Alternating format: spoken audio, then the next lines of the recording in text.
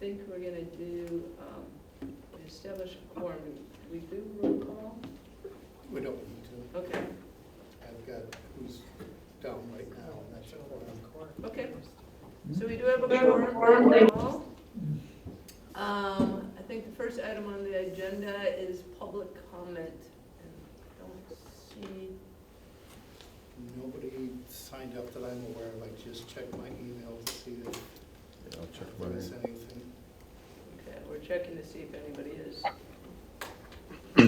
asked to come in. I don't see anybody online, and there's no public Nope. here. Nobody signed up. All right, well then we'll move on to the approval of the October 13th, 2022 Committee of the Whole meeting minutes. Which are not drafted yet, so we'll have to. So, never mind. I put it on the calendar with high hopes. Never mind, I didn't remember help? reading them, but I missed them. Okay, well now we'll move on to reports. I'll let Dave take over here. But I guess first, before we begin, does anybody have any communications? We forgot that on the agenda. Does any council member or mayor have any communications at this time? My only communication would be is since the last meeting, you'll notice as Dave goes through the presentation that we've continued to update things as we've received information and make some tweaks based on what we know now.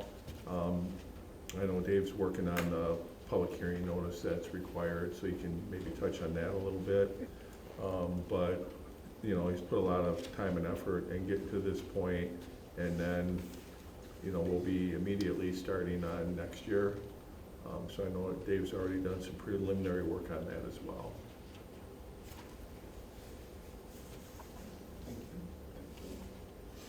All right, Dave, take her away. Well, hopefully I won't be talking as much as I did last time. I'm not planning on going through a lot of the slides unless there's questions, but unless there's a change, I won't be bringing them up. What has changed since the last time? I did verify, as multiple people have told me, salaries did remain the same for city council, so I corrected that. Health insurance, we did get notified just a couple days ago that the health insurance was not 9.9, it was 8.9%. So that tweak went in. That was, if I remember right, 12,300, something like that, in total for the levy. So it wasn't a huge amount, but again, no changes to the employees. And thanks, AJ, for arguing. You're welcome. that. Thank you. It's fantastic, because it started at 20, so Yeah. to go down to 8.9. It's all money. It's money. We need it. Yeah, we That's do. great, thank you. As I was going through comparing expenditures between the years, I realized that we missed putting in the fireworks. So I thought that we should probably have that. So I put in only 5,000 in donations. However, Tim had indicated to me the plan was that the cost should be evenly split between ourselves, the Fair Association, and Chamber of Commerce. So potentially we could add another $8,300 in revenue if you wanted to. One of the other things I did add was $350,000 in expenditures in the general fund, just as a placeholder for the expenditure restraint program, because if we're trying to right-size the employees, market adjustment, whatever you want to call it, I didn't want to have us say, well, now we have the expenditure restraint program, won't allow it. So it was kind of a placeholder so that we didn't cause ourselves a problem in the future. This is a one-time shot, so the good news is that that expense will never really occur unless we do the right sizing.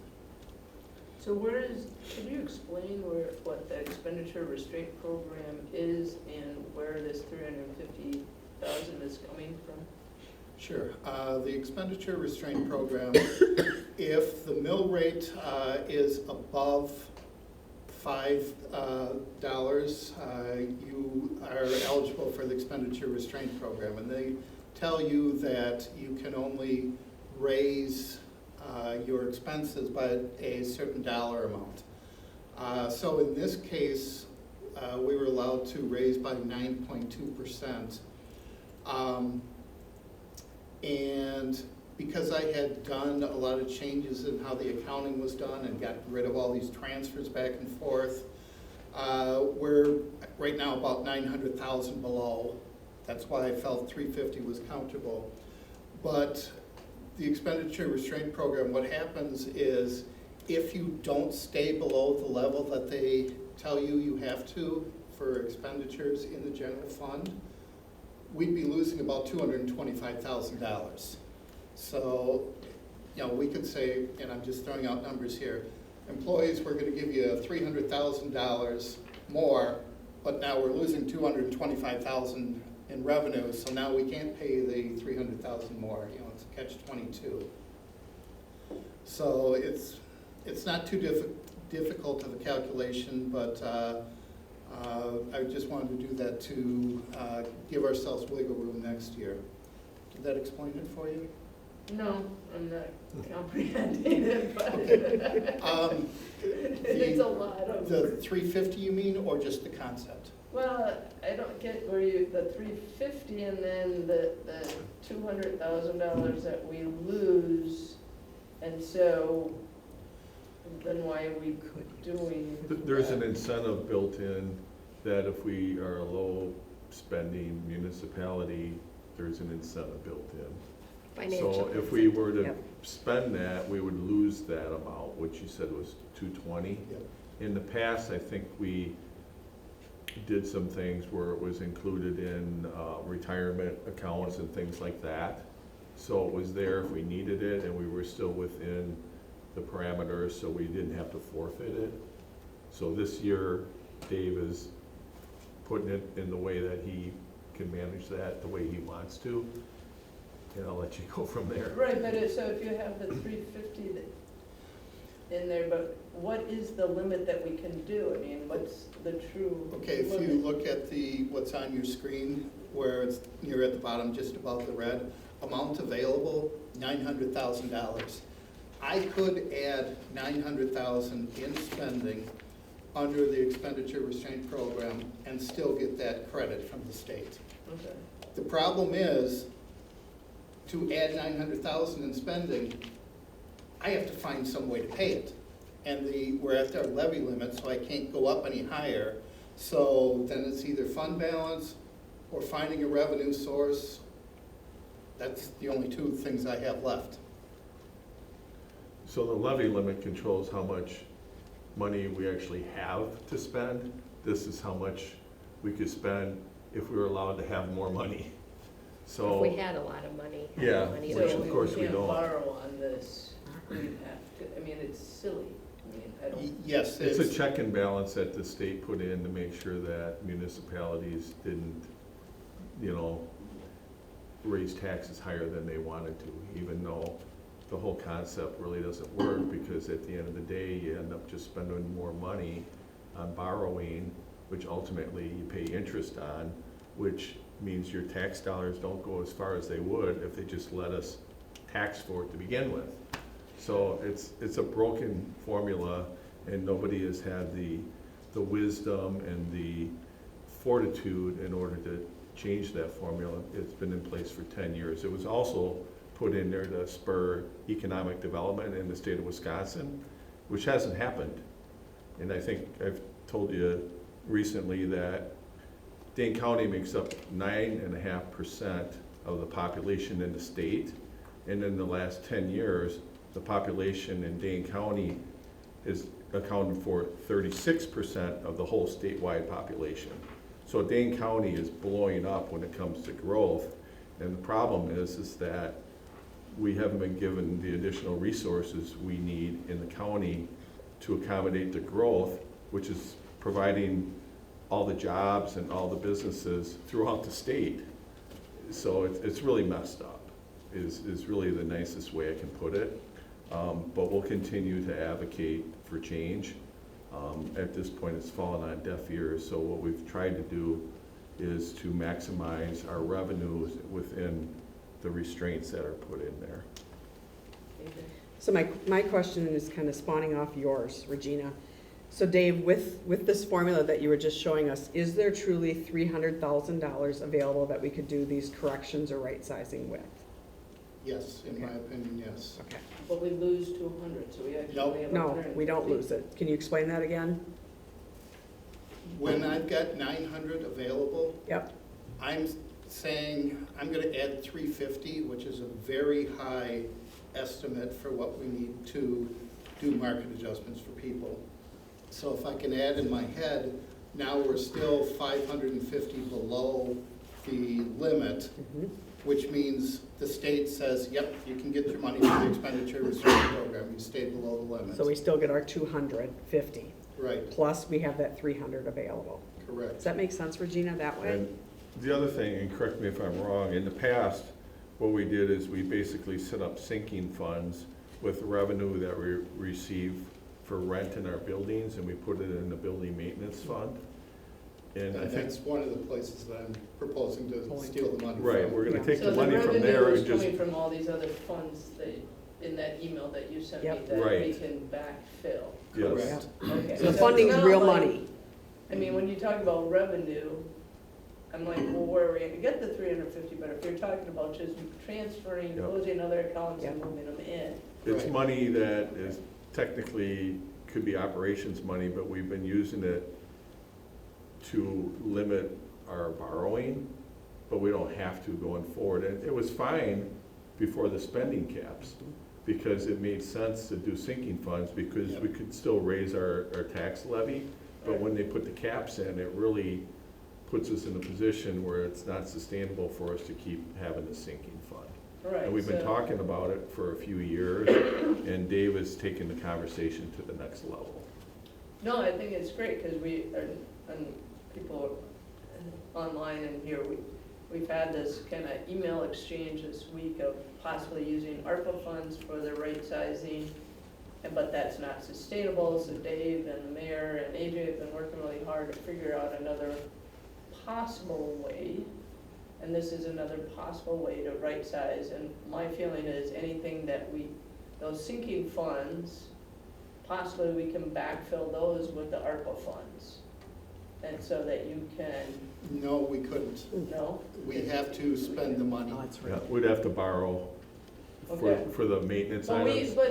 we have a whole list of maintenance things that need to be done. Correct. So we could use the ARPA funds possibly. I'm just throwing it out as an option, not making Right. any decision. Right, you know, Or for the group. instance, Rodney may have something planned in 2024. And yes, we could use ARPA funds to pay for everything in '24 that we wanted to and do it in '23. The other thing I heard recently, and I didn't even share this with you, that some organizations are actually budgeting, assuming that they're gonna have, the number was given me is 3% of their positions are gonna be vacant every year. Turned over, yep. So they're using a 3% as an example of a number that they're putting into their budget to help in these other areas. I don't know if that's a good strategy or not. We always, I think, budget at 100% It's occupancy. it's really a slippery slope, because in that type of situation, you're crediting for that 3%, or you're assuming, but you also don't know if that person that's vacating that position, were they taking benefits? Right. Or That's the are they risk. coming in with family benefits and they weren't? So there's a lot of, the If you- deltas are very different. If you've got historical, you know, the larger departments, and for Mhm. instance, coming from counties, correctional officers, you know, Yeah. turnover quite a bit. And so if they always had a 10% opening, you know, for 4 or 5 years in staff, yeah, then they're only budgeting for 90% Oh, my of mic what was they muted. need Right. at full staffing. But as you point out, you know, if you start hiring again, now you're short, you know, that's Yeah. kind of the same thing if you say, okay, we're going to have this person start in July 1 Yeah. instead of at the beginning of the year. Gives you less, you know, that you have to. But then the next year, you have to make up that Yep. 6 months right away, so you're just pushing the Just pushing problem it off. off. Yeah. Well, and there might be times where positions are overlapped, and, you know, Right, and so you actually might need a little bit more money Yeah. for like 6 months to get somebody up to speed. If we know somebody's retiring and we wanna hire somebody so they can get trained Yeah. or Right. whatever, yeah. so. And what's been happening is, over the years, when we start talking about our fund balance, it's been growing because we've consistently had gaps in employment Mhm. over the years, so we end up taking that excess revenue we've collected and haven't spent and putting it into the fund balance. So that's kind of going full circle, that's kind of how all that works. But on this issue here, this is something that we're gonna continue the conversation going into the next budget. At some point, we have to approve the budget, and then once we do, we're gonna continue to work on this. And when we feel comfortable, we'll more than likely come back to the council and have more conversations. And then the about question will right be, sizing. is Yeah. do we have it at personnel, do we have finance, do we do a joint meeting? That's something you all are gonna have to help us decide how you wanna But we handle. can amend the budget before, you know, You At could any amend it point. on November 16th if you wanted Yeah. to. we Right, can amend it up until when, Well, this year? what you adopt on November 15th is what the property tax bills are gonna be, because Dane County will be chomping at the bit to get the numbers from us. But then you can amend the budget anytime after that you want to. So by right sizing after that November 15th, using that 300, I know it won't be 350, that would be doable and it wouldn't hurt Dane County? it won't affect the levy, right? Well, it won't affect the levy, but you'll have the budget approval, so the expenditures are there. I'll have it done before then. I mean, we will be able to come forward with it. I mean, that's what I've been working on nonstop. So we will have it before the 15th, that we can run it through and go from there. All that just a ballpark one, or the? What we're doing, I met with Dan this morning, the larger departments, we are looking at what the comps are in other communities and making our determination off from that. So it's putting us truly at market. Cool. So same thing, I'm gonna be meeting with Public Works. And then the other departments, we already have looked at some of those surveys, and we should be able to be competitive within where our competition is here in Dane County. So no, not a full-blown comp study, but exactly what it is when an employee goes out to market. You know, here's what this position's going for, and we're going against those numbers. That's good. I'm excited. Brett, Thank you. were you? No, have a I think question? we covered it through that, all that discussion in there, so Okay. no big deal. Okay. So let's get back a few slides here then. Not that far back, Dave. What number are you on, so the mayor can put it back up on the screen? I'm on slide 2.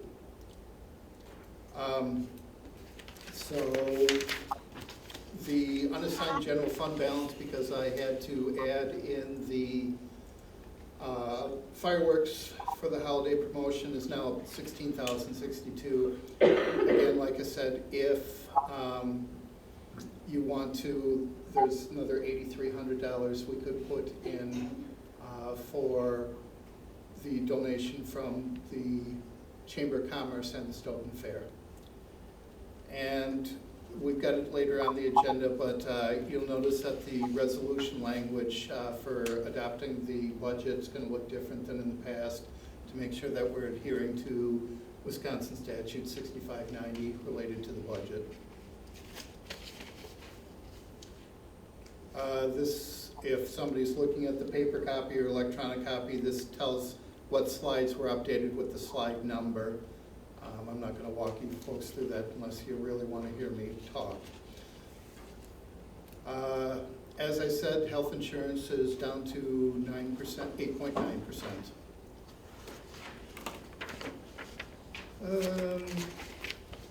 No change for personnel yet from the last time. No change here. Net new construction hasn't changed. Mill rate hasn't changed. TIF districts haven't changed.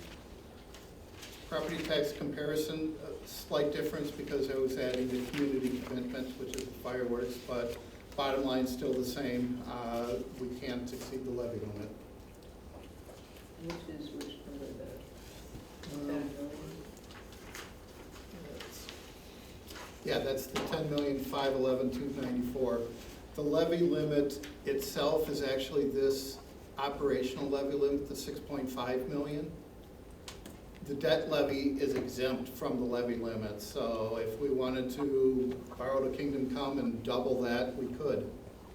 And that's for the like CIP stuff, right? Basically, yes. Yeah, we're at about, what, 2.5%? Oh, roughly Yeah, 2.5%. our policy's 4, state statute says 5, so we're about half of where we could be. Obviously, we don't want to borrow just for the sake of it, but we could. Yeah, and unfortunately, the way the levy limit law is written, they kind of force you to borrow, you know, and put as much onto capital and issue debt.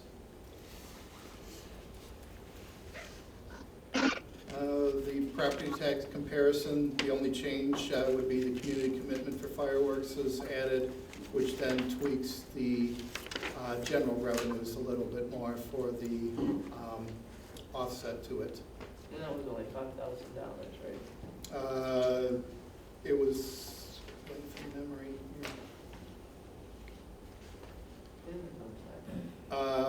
I've got, we spent about 23,000 this year, so I put in 30 expenditures. Last I talked with Josh, those prices keep going up, and with inflation, I don't think we're going to have the prices dropping. This is for the fireworks, the 30 we spent? Then we split it 3 ways. Split it. Right. Oh, so we get reimbursed the Yes. rest of the- Right. Okay, so our thing is still only, It's about a third of that, yeah. Yeah. okay, But we pay it up front, and then we bill them. okay.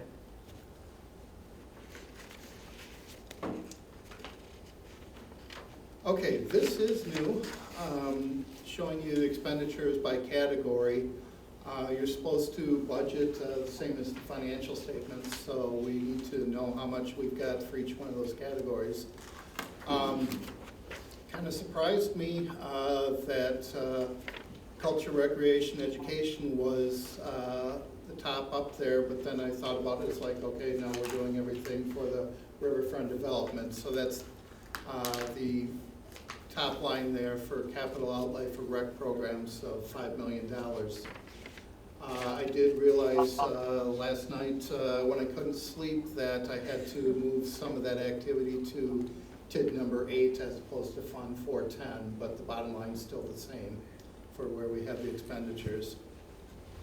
So, right. And does that include the grants and everything, or is that all rec programs, all the parks, or is it only? This is strictly expenditures. Grants are not involved. Okay.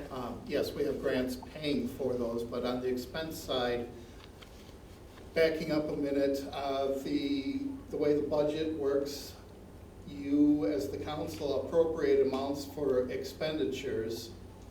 You estimate what you're gonna have for revenues, you know, the licenses and how many traffic fines we get, and everything else is the property tax levy. So we need to know how much each department can expend. So yes, that's a total. So that line, the very first line, the 5 million, that's strictly in 410, which was the CIP. Okay. So culture, recreation, education, 26.7% of our expenditures. Then public works, so about 7.4 million. I had anticipated before I thought about TID number 8 that public works would be highest. But then remember, public works is lower on the levy because there's a lot of general transportation aids and connecting highway aids that Brett gets. Public safety, even though it's the largest levy portion, is only 15.8% of our expenditures. Then you start dropping down into general government. Mayor? Pardon me? I think I'm just trying to get him to go down the slide. Biggest category in there is your overhead. HR, myself, we're overhead, but we're necessary overhead. People like to get paid. You like to have new employees hired. We'd like to have insurance so that if we have an accident, we can actually repair a vehicle and move on. that sort of thing. Conservation development is about 4%. Health and Human Services, that's about 3% of what we spent, and that's about $1 million. Like I said, that's a new category that you're going to be seeing in the financial statements, because looking in the instructions from Department of Revenue for Form C calculations, senior center, food pantry, and cemetery are all health and human services. So we're going to be categorizing that correct, and I've let the auditors know about that, and they agree with that too. The last line on this page, ARPA fund, there's nothing in the budget because right now nothing's been approved. So when we get back to working on ARPA, anything that we want to have out is a 2/3 majority to amend the budget because there's nothing in the budget.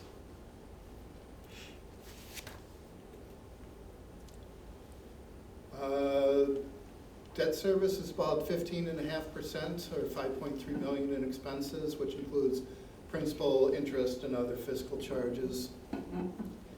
The proprietary funds are not on the levy at all, but storm sewer is about 3%, and EMS is about 2.6% of our total expenditures.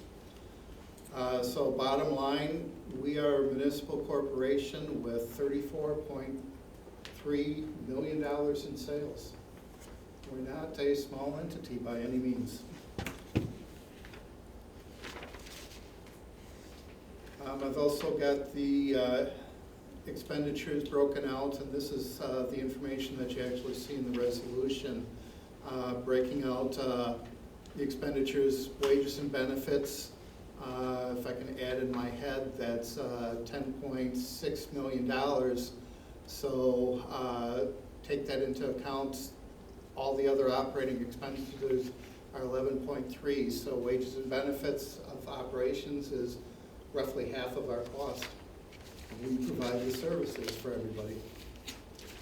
And then we've got the breakdown for the revenues to offset that entire amount. I can go into detail if you want, but I don't think you want to have line-by-line discussions on revenue sources. I did tweak the fund balance report a little bit for the adjustment that we had in the fireworks and the $350,000 that I added. I've got two items in red though, the capital outlay and the equipment replacement fund. The 146 and the 251, that's a large portion of what I'm talking with AJ and the mayor on for sources of funds. So I didn't steal all that money when I was working on the levy, but that is available for right sizing, market increase, whatever we want to call it. So this is the balance of those two funds, or did you take a portion of each to do the 350? This is each individual fund, for instance, 410 capital outlay. If the budget is 100% accurate, the fund balance will increase by $146,000. So this 146 plus the 251 is a large source of the 455,000 that I found. And like I said, I arbitrarily chose the 350,000 out of these balances. So you're leaving some money in each of these funds, or you totally getting them? I'll probably, if we do what we're planning, I'll probably take it all from one fund so that I don't have a lot of these cookie jars around. Okay. But again, that 350 is an estimate right now, complete swag, just so I had something in there. So with that 350, are we also, and AJ,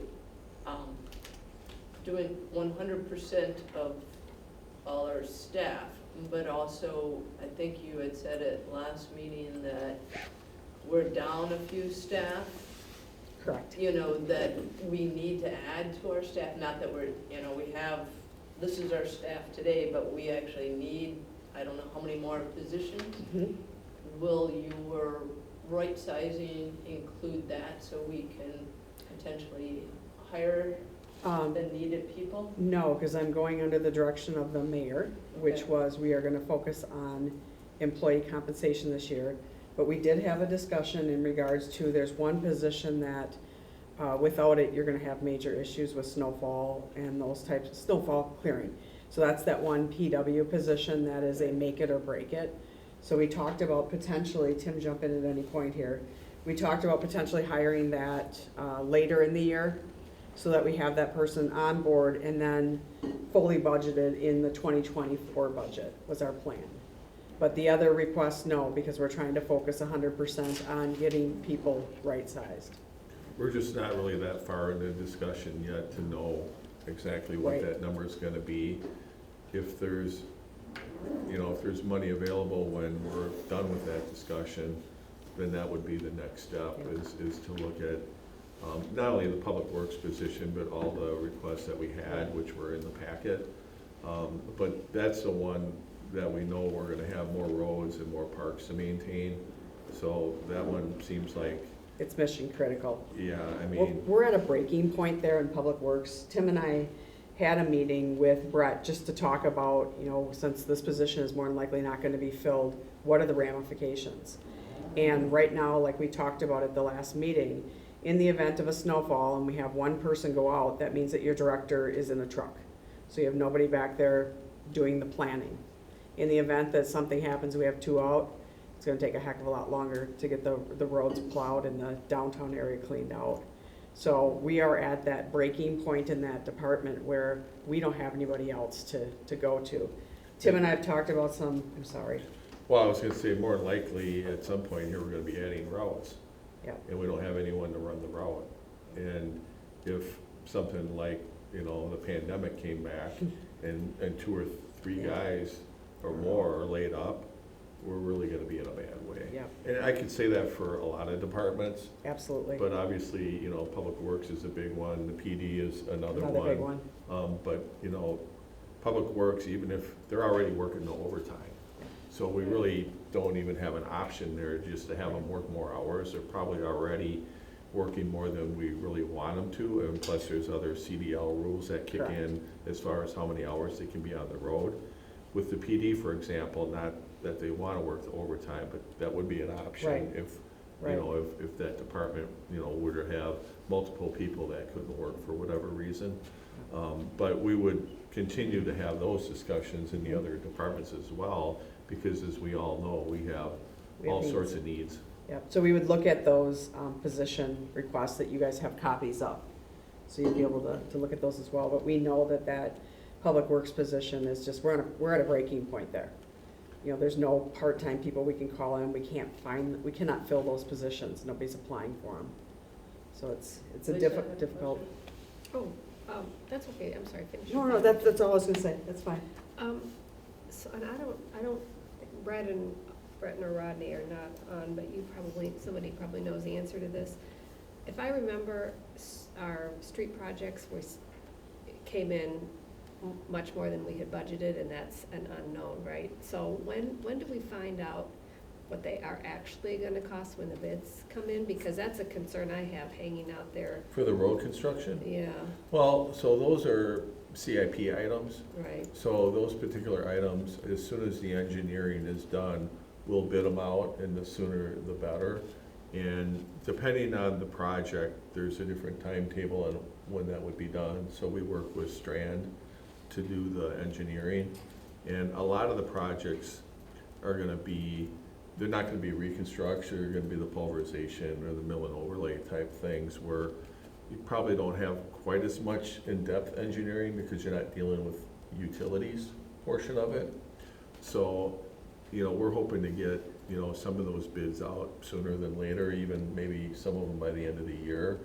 And then when Rodney and Brett will be getting together, and Dan on some of the items as well, they'll work on that together, and working with the engineers, they'll prioritize which ones should be bid out first based on multiple criteria, including which projects kind of fit together, and more than likely, how we're gonna maximize the bid process to encourage more bidders, especially for projects that maybe are more difficult to get bids for, like trails especially is one that we've had challenges in the last several years. The road projects tend to get more, more bids than some of the other ones, so then they work together to try to figure out how to maximize those opportunities for getting a bid. But I would expect that since we don't have the utilities component, we'll get a bid out earlier than we did last year. Yeah, and I know that CIP, I probably shouldn't even brought it up because we're talking about operations, but I just got to thinking about when you were talking about all the streets and the public works clearing and all Yeah. that. And regardless of Asphalt that, we and know everything. as far as the operations for maintenance, we have additional roads at Kell Park West.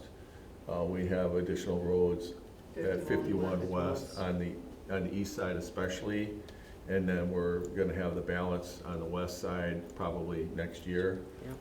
As well as potentially some additional roads next year at Magnolia Springs as well. That one still has to go through the approval process. So we're already starting to look at, And the also winter of riverfront, too. 2024. What's that? The riverfront too. Right, Tip yep. of the roundabouts. Yeah, and the roundabouts will be maintaining up to Roby Road. And it's not only the roads, but it's the paths, for the pedestrians that might want to use them as well. And then, the sidewalks that are going up alongside of 51, really all the way up to the roundabouts. So some of that is more, It is. some areas are more efficient to maintain than others, as far as hand shoveling, especially on the crosswalks and those types of things. Those take a little bit longer. So we're looking at other options as well. And right now we're at a point where, we want to make sure that at least the people we have are being taken care of, like we talked about at the last meeting. And that's what AJ and Dave and I have been focusing on. And then as well as, what we're gonna do for additional staffing, because like I said, there's multiple departments that have put in requests. There's other departments that would love to have more people that maybe, didn't put in a request, but maybe they could have. Yeah, they just kind of knew what our thought process was. I think the other point that we need to make there real quick, just so everyone is on the same page and understands with PW, in order to operate those large snow trucks, you have to have a CDL, Class A. And I don't know if anybody pays attention to the news when they're talking about the changes that have occurred in the past year in regards to obtaining your CDL, but there's now quite a bit of classroom time as well as the number of hours and the training that they have to go through, so it's much more difficult to obtain it. I'm gonna quote, it's between $6,000 and $8,000 to obtain that CDL. So in order to run the big plow trucks, not just any of us can hop in there and just take over. We need somebody who's actually qualified to run that very expensive equipment. And that's one of the reasons our emphasis was on retention, because those folks are really in demand, because there's a shortage, and we're also not only dealing with, being competitive with municipalities, but also with the private sector, Yeah, because a lot of these same construction guys, companies. yeah, Right. exactly. So we're up against the unions, and that's the difficult part there. Is there anybody on staff that doesn't have the CDL, that wants a CDL, that we could actually pay for their? We started exploring that. The mayor and I had a meeting and did talk about the CDL and who within the city has a CDL. Are there different coffers that we could dig into in the event that we had an emergency?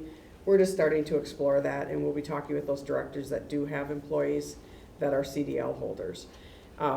Fire department, just so everybody's aware, those great big pieces of equipment that go down the road, you do not have to have a CDL. So we have one person at the fire department that has a CDL, and we would be talking with Josh to see in the event of an emergency, would that person be able to be freed up to help us? But we do have some departments that have individuals who are CDL Class A holders. I offered to get one, but risk management said no. Didn't want him. Nope. AJ wants one. No. Cindy, did you want one? No. Just want a CDL. Josh is You gonna want a make a CDL? look. You want a CDL? Did you want to get that? Yeah, As I extra? don't think risk manager's gonna like that one either. No. but- We're pretty selective. Any council member want to see it? Yeah. Sure. Huh? Sure. Brett will. There we Have you go. seen me on a riding lawnmower? Where's it straight? I'm in good shape. Well, we've even seen in smaller municipalities, in the rural areas, where they've actually changed state laws to allow council members Yes. to mow lawns, because in a small community, there's only so many people there that can do the work. So they've actually changed state law to help fill positions. Well, so now the council's gonna be cutting lawn and Well, shoveling, And shoveling snow. In small rural areas, certain populations, we don't qualify, but that's really what's going on out there. yeah. Well, So right now I am recruiting for 2 LTEs for PW, and if anybody knows of anyone, I'm gonna take this opportunity to let you know that those positions are open. So get the word out, please. Couple other changes, and for those watching, I'm on slide 26.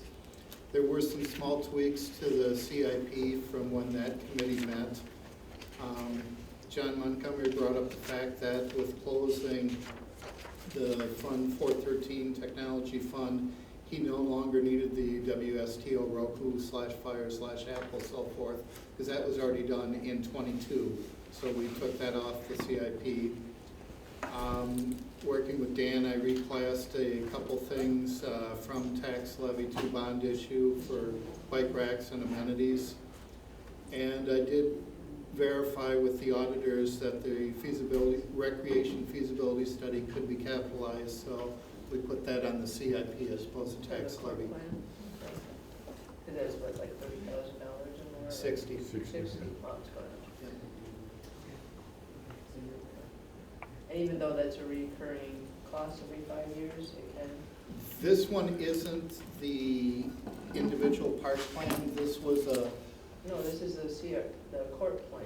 No, that No. was separate. This is the one for the property that Stoughton Trailers purchased. Oh, well, yeah, Lynn Root's property? Yes, yes. Oh, okay, Yeah, but there is money in there as well for the core plan. okay. That's a separate initiative. Right, because that's a reoccurring expense and. Yep, that's every 5 years, but Yep. that you need for grant funding. And I'm comfortable with having that as a CIP bond. yeah, we had a lot of discussion about what was eligible CIP versus operations, and Dave talked to the auditors about it.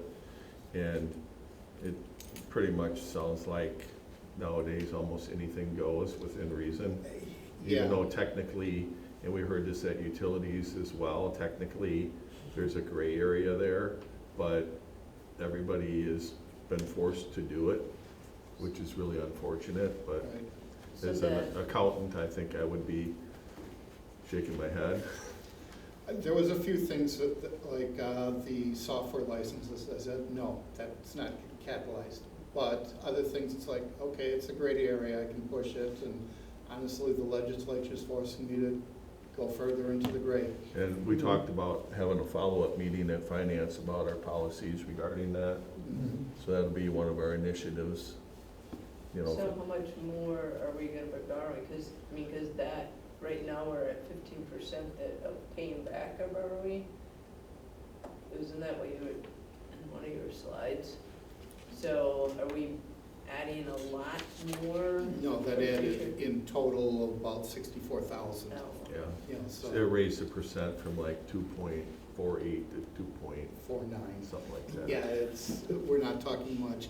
60-some thousand on a $10 million debt is not a high percentage. No, but I No. just wanna make sure that we're not, because when you went through the expenses, but 15% of that is actually paying back debt. You know, we don't wanna increase that much, because if we have to increase the debt payment, then we have less money to actually Well, spend on other things. yes and no, because the debt is exempt from the levy limit, so the state will allow us to have as much debt as we Right, but want we still to have to pay back the debt with We- what? Right, with the property tax levy. Right. The question is, do you as elected officials want to tax the public? It's a kind of and catch-22. what's happening is our mill rate has been dropping, so the impact of borrowing more, you know, it's probably less than a wash. You know, the property values have been going up, so the end user taxpayer is paying fairly close to what they have been. But, you know, the spending cap has forced the operations portion of the mill rate to drop, and our borrowing portion has dropped as well, and I think Dave has a slide in here that illustrates that, and the same thing's been happening to the school district. So the mill rate has been dropping. If the values weren't going up, then property taxes would really be dropping. Right, then our revenue would go down. Yeah, so, It's on the screen there too. So yeah, as Tim indicated, the operating levy mill rate went down 11.7%. The debt mill rate went down 4.3%. But when you combine everything together, the total taxes, that's what the public cares about, the mill rate went down by 9%.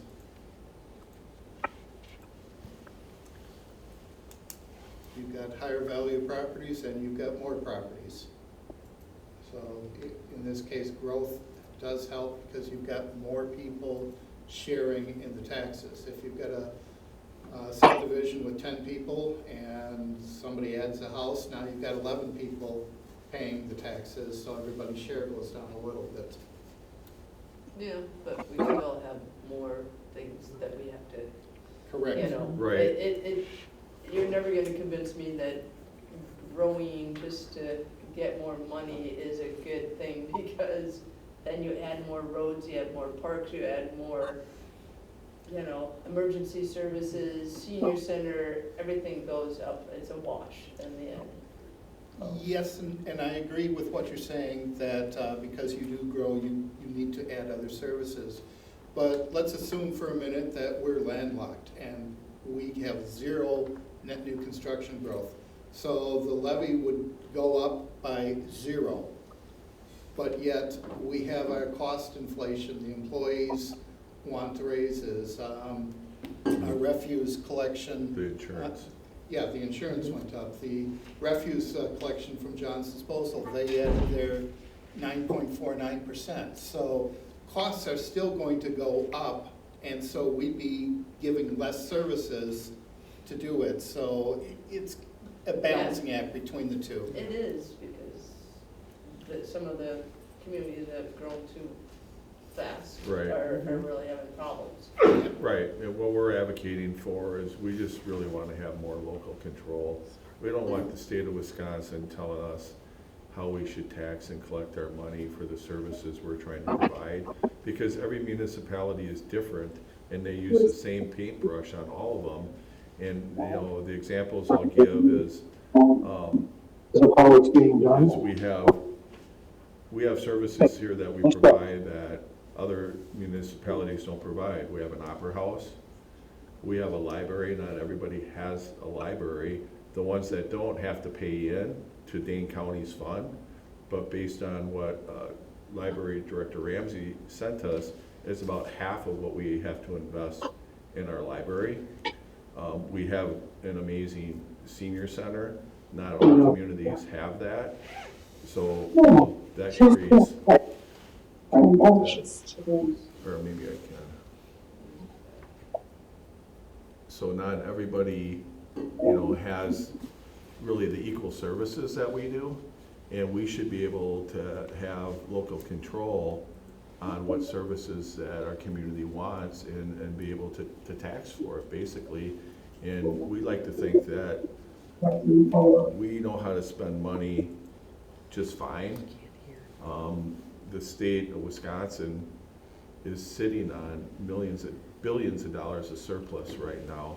And what they're doing is they're really starving the municipalities and the school districts by sitting on that money instead of reinvesting it into our communities. So we're going to continue to advocate for change at the state level, but you know, I'm not going to hold my breath waiting because they want I to give turned everybody blue a a long tax time ago.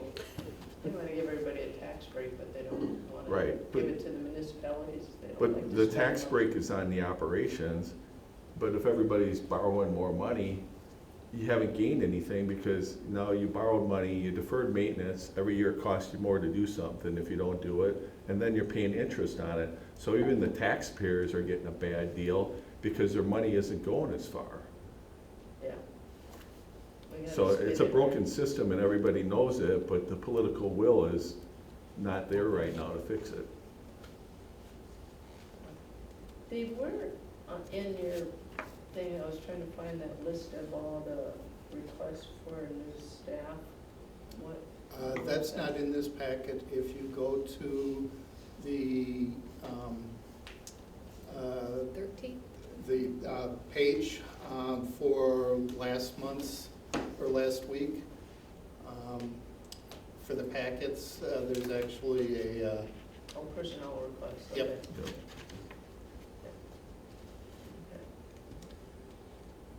just a few more slides. Storm sewer is not on the levy at all, but we've increased our fees by 4.2%, but based upon the ERUs that we have, that's actually going to be a 0.1% decrease in the rate charged to everybody.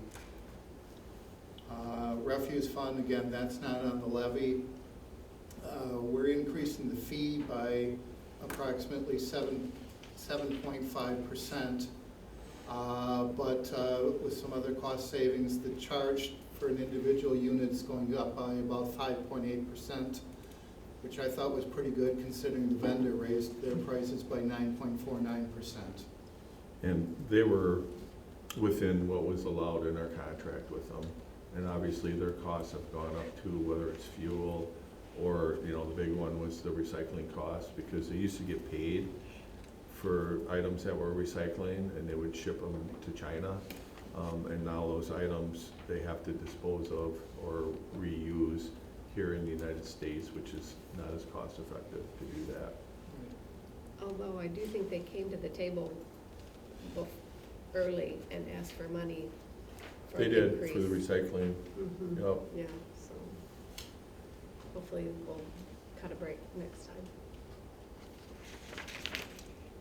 And like I indicated earlier, I didn't change any of these slides for the levy departments for the health insurance or anything, but I did make the change for the city council, just so that you're aware of it. So you went up by $2,522 or 5.4%. The majority of that is for computer equipment for the meeting rooms. That's the end of me droning on for tonight. So, any questions, or we'll open up the floor to anybody if they want to propose changes. I just had one on a terminology. At some point in there was actuarial fees of $7,500. Is that for fund management? No, that is for actuarial analysis for GASB 75 OPEB Health. Is that the new, what is? That GASB 75, it's been about 4 or 5 years. There's two components of it, the life insurance, and ETF actually pays for the actuary to do that for the state. But then we've got, because we offer health insurance to our retirees, we have to do an actuarial study for that every year, so, or every other year. So we have to include that in the budget, and for whatever reason, my predecessors did not include that in our budget, and I know it's going to be needed. Okey-doke. Anybody else in the room? Any questions? Any of the directors have any comments or anything that they want to add, or? Anybody online have any questions or budget changes or edits? Josh? Oh, Josh, I couldn't see you behind the mayor. No worries. So just a heads up for us, I mean, I know there's the whole struggle with pay and everything, but there's gonna be, for us, over the next 10 years, and I've talked with Tim about some possibilities, but we're gonna have to start looking at our staffing and all of that, and we're, just because we're really, really struggling to get people during the day and just in general. So I'm sorry, you're not coming through too well online. Oh, Can you sorry, move I up? should probably It's go. coming off the Yeah. puck. He's zooming in. Basically, and Josh can cover it, but we have several departments that are looking at potentially what their department will look like in the next 2, 5, 10 years, and looking at possibly doing some realignment, similar to what utilities did. So I think Josh just kind of wants to give us a heads up on his. Yeah, so I mean, for the fire department, one of the things, some of the things we need to look at is what our staffing model is. Currently, our full-time staff has primarily been more of a task-related administrative approach. However, the reality is we are counting on myself, deputy chief, and the tech really as staffing to jump on a truck and go. So looking at being able to replace them in. So if myself or Mark or Pete are on vacation or off for a day, that we have the ability to hire back somebody to fill that body within things. As well as some down the road, I know this is not, it's just a thing that we've got to look at adding staffing during the day as well. We're looking at possibilities of response times and how that all plays. I've thrown some ideas past him on things that we can do, but it really is going to look like another location of some type to start training. Because really the only spot that we have control over is those double yellow lines in the front parking lot. That's kind of where the fire department apron ends and things begin for parking, for public parking. There's very little that we can do there. And Jefferson Street, there's not a lot of space without impacting everybody. So just prep. We're not at a point where we have to have it tomorrow, obviously, but there will be, in the future, you'll hear me talk about some things that we're looking at over the next 5 to 10 years, and some things that we can do, so. Duty crew, can you talk a little bit about that in the, I know. Yeah, so, and duty crew, and this is changing. So our duty crew is what we're trying to take the load off of everyone on the department. So today, the pager goes off, the expectation is all 38 members should be showing up to the station for every single call. One of the strategies for doing that, or for offloading that, is on the calls that we generally only need a company, which is 4 people in a truck to go to the scene. They would sign up to be on that duty crew, and they're committed to being in the community during that time period. What we have found is that what we're paying them is not, it's the same thing, it's a market issue, and it's not worthwhile for them to not take care of their home stuff. I just talking to one of my firefighters today, he has taken a second job at Woodman's in addition to his full-time job because he's trying to make ends meet. Philosophically, I would like to be that place that people go to work part-time. So there's some HR stuff that we need to change in how our employee descriptions look, how the departments operates. That by ordinance, there's some things that are in there that we need to change as well. So I guarantee it's not going to be cheap by any stretch of the imagination. And the mayor and I joke about that. Nothing in the fire That's department cheap. is cheap. Nothing that is associated with the fire department is ever cheap. Look at a capital budget and that's. Yeah, But and there's we're needs. hoping to get support at the state level, especially in the area of emergency management. But at this point, Right. we have to wait and see. Yeah. And whether or not that'll factor into our decision-making process, it's too early to tell. Right. So it's, again, this is the future. You'll be seeing stuff from me on it, but that's just kind of a heads up. Thanks. Thanks. I think Cindy had something to say. Yeah, I just, to You might have to mention, come up You gotta with- talk about Sure. it. Yeah. We don't want you to scream. yeah, first time. That might not stop her. Yeah. One of the It's things the that. puck up here. Okay. One of the things that we had, and I think it was mentioned last committee of the whole as well, was as a department head group, we had talked about at our last meeting that, you know, right away, we need to start looking at 2024, the positions that many of us had put forward, maybe some that, you know, didn't, but I think Brett brought forward that I think it would be a great time for us to do kind of what Josh is talking about, is that each department should be communicating with you what 5, 10, 20 years looks like.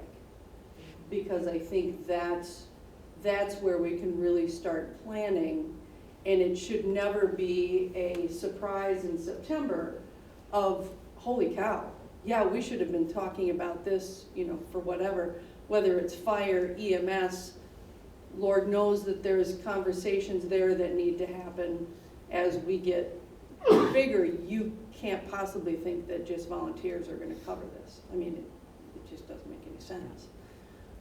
As our population grows, every department needs to be communicating what some of those needs are gonna be. So I think it's important for us to be communicating with each other as department heads and having conversations often, but also to be planning with you of what we see in our areas that we're the experts to give you that information, where we see this being.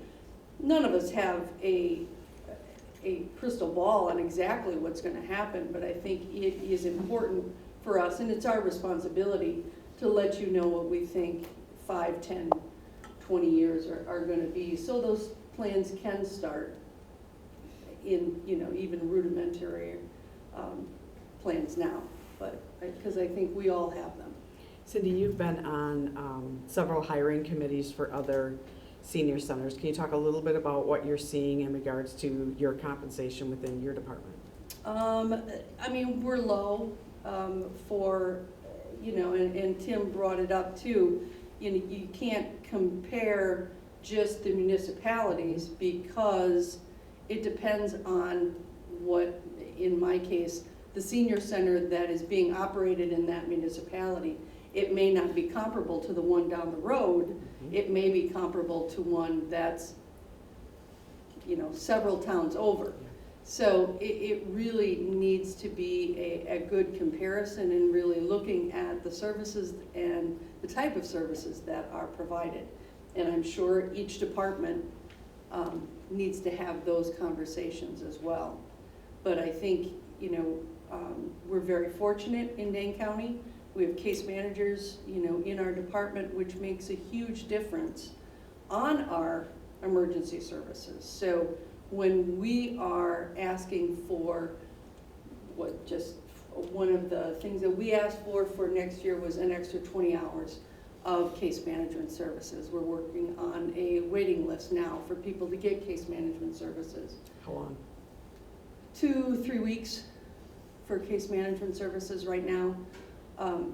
But, you know, all of these things work in together. If I can do a better job of case management, I'm hopefully keeping people off of emergency services. So I mean, it all works, you know, together. So if we can look at it as a big picture, I think we're in a better place, and I think we have a healthier community. So, thanks. Thank you. Dan, did you want to talk a little bit about what we met about this morning? Yeah, absolutely.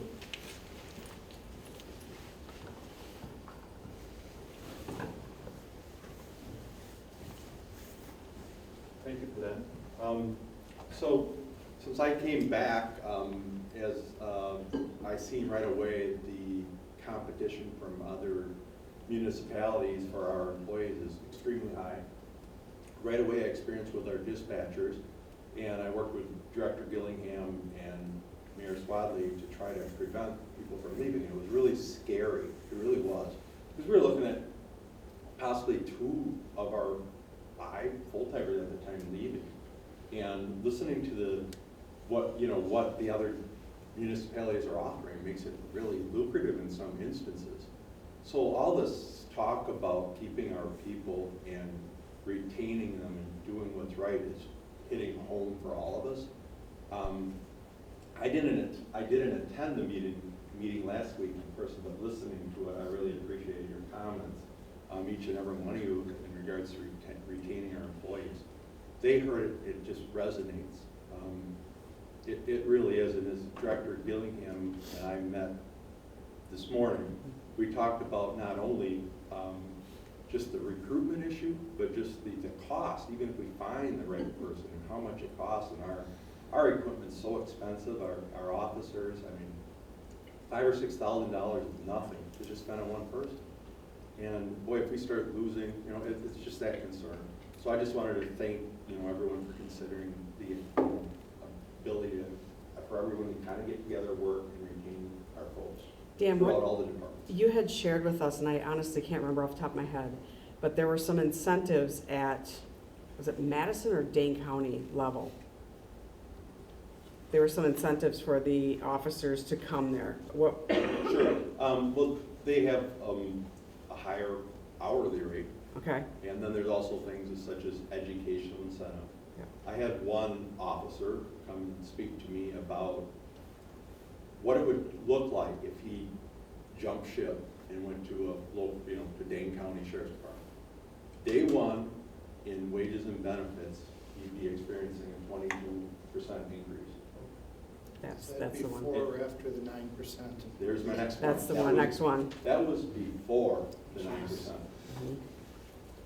Yeah, so what we're competing against in Dane County and really at the state is they have additional revenue sources that we don't have. Dane County and the state of Wisconsin collect sales tax. Mhm. We do not collect the city sales tax. And the state also, as wages have gone up, so is their income tax revenues as well. And they're just sitting on their money. At least Dane County's investing their money, but the drawback for us is they're also competing for our employees. And then also with the private sector, they're also competing with our employees, as AJ mentioned, as well as really some of the treatment that public employees have had the last several years, whether it's teachers or police officers or clerks. Our staff has been under attack, and all they're trying to do is come to work and do a professional job, and that's the thanks they get. So, I'm encouraging people to really think about how we treat each other out in the community, because, we really value our employees, and the last thing we want to do is scare somebody away because they haven't been treated kindly. And it's really disappointing what I've seen at the state and the federal level. It's just uncalled for, and it's really not productive. And really, if you think about it, ultimately it's going to cost taxpayers more money because the behavior of the leaders at the state and federal level, the way they're treating our employees. So hopefully that nonsense will stop here. But there again, my face is beyond blue at this point, but we're going to continue to have those conversations as well. So I have a question. So when you're talking about doing your comp and right sizing, Mhm. are you taking into account the new 9% wage increase in surrounding areas that were? Not everybody's doing the 9%, so what we're looking at is what is their current, and then we're seeing what, like this morning when we were going through, we were looking at what those agencies were doing. So when we were doing our adjustments, Chief and I sat down this morning, and we went above our 4%, and then moved it to what would be considered market. So it incorporated both our 4% plus what we're seeing as a competitive rate out there. So just throwing out percentages, you're saying 4% plus another 7.2 or whatever it comes out Ours, to. in some of our calculations, it was a total of 9%, so 4% plus that So additional 5 yeah. in some of those positions. Some of them, we just had straight dollar amounts that we needed to add on because we knew what, for example, a dispatcher that's 911 is very different than a dispatcher in our center. We don't do any 911 calls. So different type of compensation, but the connection with that officer, it's the same need. I mean, that can be the lifeline. So we took that into account as well. So So there was not a magic formula. What we were doing is going in and saying, okay, based on this rate here, we felt that that's still competition for us, that 911 center is. It's great competition, because that's what started that discussion that Chief was talking about with those dispatchers. So we went in and what we felt would be a fair, competitive rate. Again, there's so many hybrids throughout our organization that I can't say, okay, a planning director in the city of Stoughton matches a planning director in Wanakee. Could be completely different positions. So we were trying to look at those job descriptions and understand, and that's why I have the expert, which is the chief here, sitting down with me and going through those positions. And I'm assuming you're also looking at those individuals who we thought, okay, it might take 2 or 3 years to bring them up to the level that they should be. Yep, so what I put in for those, Dave, was right-sized. So instead of spreading those years out, I want to give you what the full amount is going to be to make everybody fully loaded. Yep. This is our one shot. If we're over that spending amount that we have available, then we would start doing those spreads. Yep. Okay. So I guess the bottom line here is these discussions will continue and we'll be, coming back, at some point here to kind of give you a short and long-term vision of what we plan to do with our staffing needs. But we want to at least kind of give you a preview of what we're already working on and where we'll go with that work. No, I appreciate it, because I really think it's important. Mayor, Go ahead, Lisa.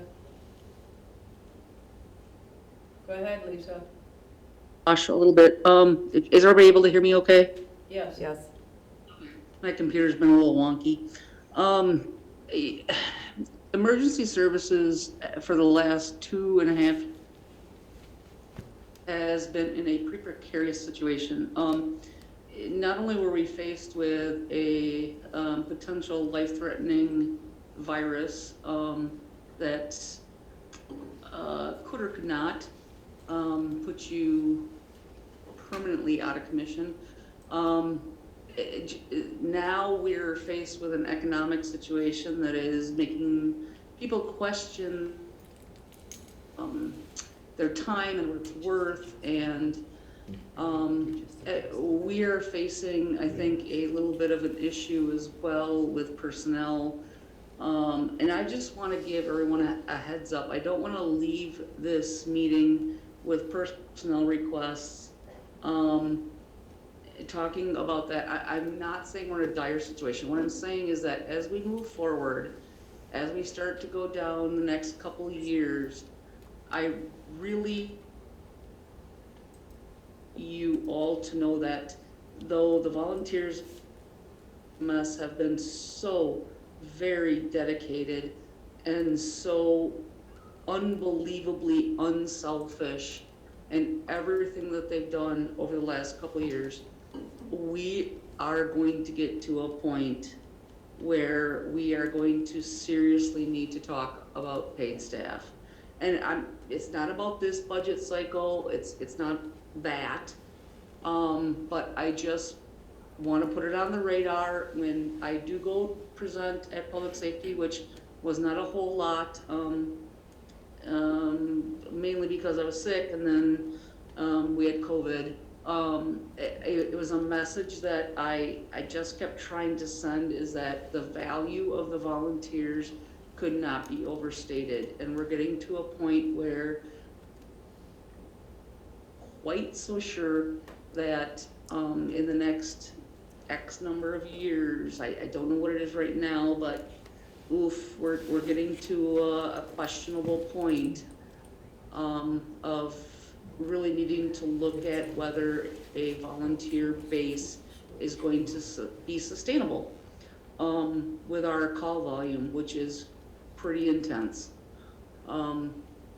So I just want to add that. I know we didn't really do a presentation on future needs, but as we're talking about budgets, I think it's prudent that I bring it up.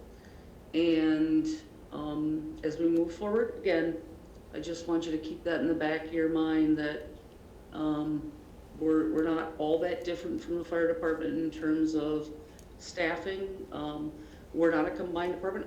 I have EMTs, they don't wanna be firefighters, and the firefighters don't wanna be EMTs, and that's one of the reasons why this kind of works in Stoughton, which is, maybe not the norm in a lot of communities, but it is what it is, and that's how we've gotten as far as we've got.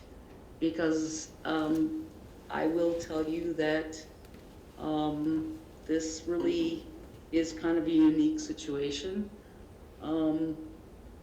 Most communities around us have leveled out to, we just need to flat out hire 20 people. And I'm thankful, so thankful for everything that our volunteers have given, continue to give, but please just keep it in the back of your mind that the day is a-coming, and it will be a sad one, but keep it in mind as we move forward with this budget cycle and as we think about the next upcoming years. Thank you, Lisa. That's all I want to say. No, thank you for that, and, all the emergency services and all the directors are here. I think our community has a great gratitude for all that you guys do, and to be volunteers is just astounding what you guys are able to accomplish, and I think we all greatly appreciate that. We also know times are changing, and we probably do need to start thinking about hiring permanent staff. It's just, I know John there, sitting right next, David's sitting right over here going, oh no, okay, where am I gonna find that magic pot of money? So, but I have confidence that when the time comes, we'll be able to figure something out. Yeah, absolutely, and this isn't a new song. Unfortunately, I've been here I've been a volunteer for 20. I have heard the unfortunate pleas for we need help, we need staff, and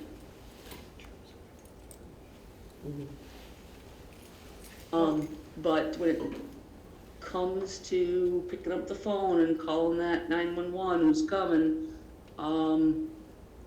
that's to me, that's my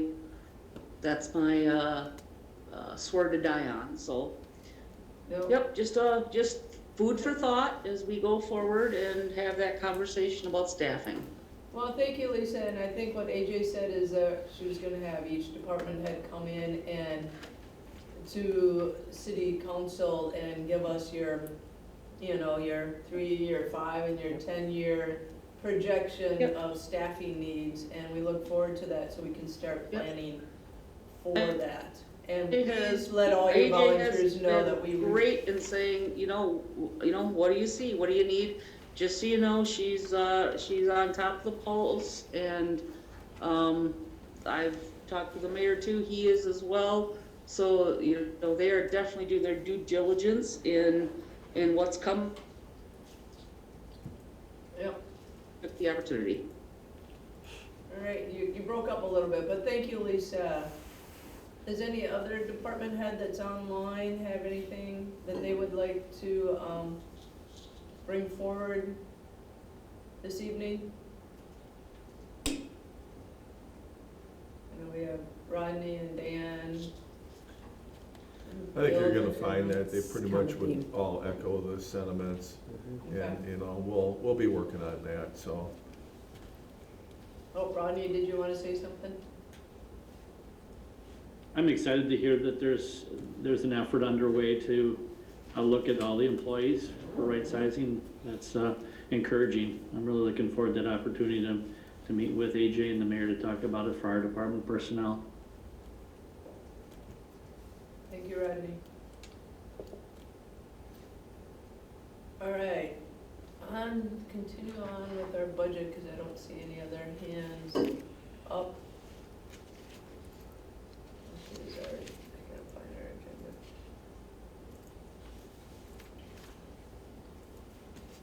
So we do have a resolution in there. Right, we do have a resolution in there. I'm just trying to find it amongst all my tabs that are open. It's just basically the format. If the numbers were what they were 2 days ago, this would be what it's being. Just to make sure that we're following 6590, talking about the full amount of expenditures that we have in the budget. I've been working with Shannon. She's going to have something similar for the Stoughton Utilities resolution. So you'll see it looks a little bit different, but it still accomplishes the same thing. Great. Therefore, do I have a motion? That's not tonight, is it? No, it's not. Oh, This but is we have a November. recommendation to council, I guess, to move this forward. Oh, Oh, okay. Brett, go ahead. I'll make the motion to recommend this, the budgeting that was doing to council. Okay, and then Greg is seconding that motion. I know this is just kind of like a straw poll, but all in favor of recommending this resolution to ourselves, city council, at the next, say aye. Aye. Any opposed? All right. Any abstentions? Any abstentions?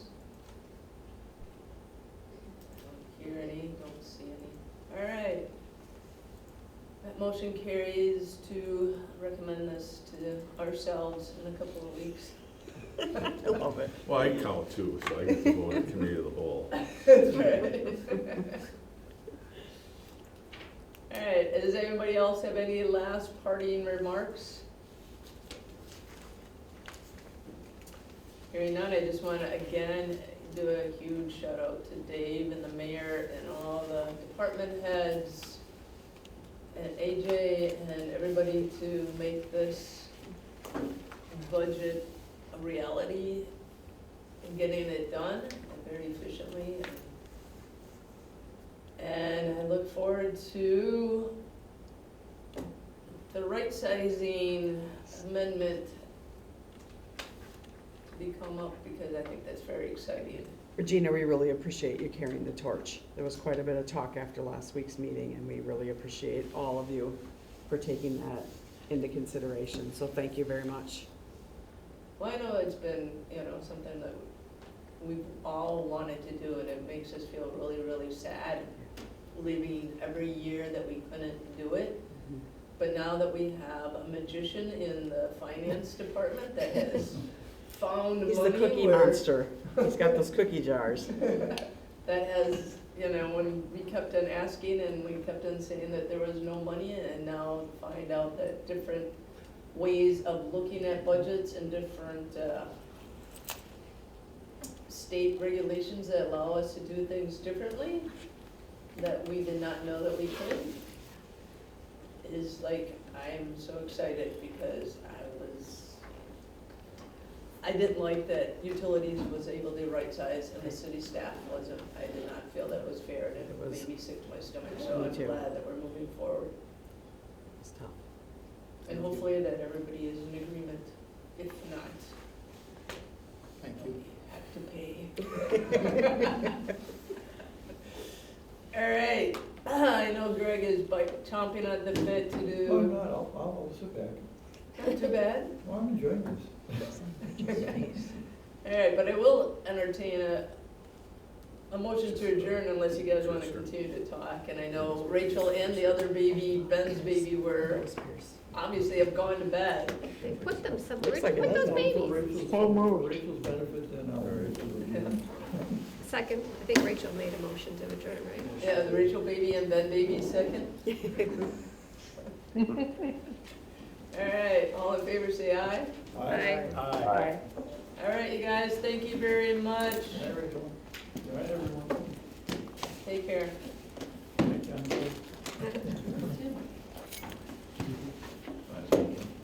It is, yeah.